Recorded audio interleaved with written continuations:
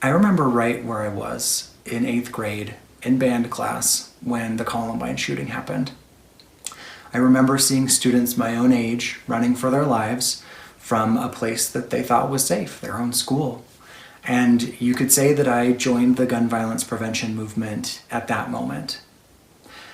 About me, I am from eastern Montana. I come from a gun family. Hunting and shooting have been traditions in my family for generations.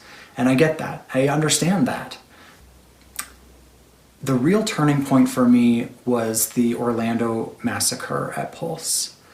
When I saw that 49 people from my community had been killed, I was heartbroken.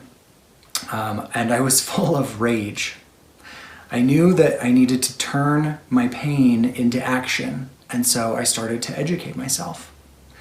I've always known through personal experience that harassment and bullying and violence have been a huge threat to the LGBT community.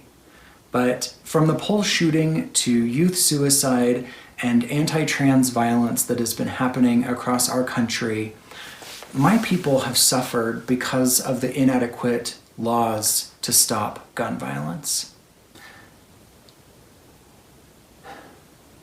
My LGBT community has been disproportionately targeted as victims of gun violence.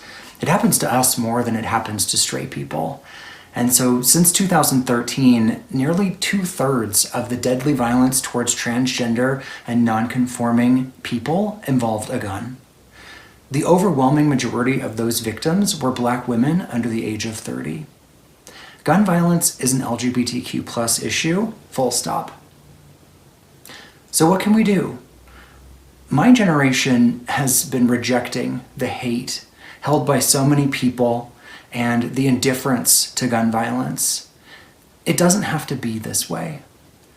Every day, we're building on the work of the leaders who came before us, and we are not going to stop organizing or protesting until everyone in this country can live a life free from gun violence.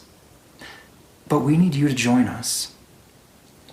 Movements like this only work when they're intersectional, when we all work together.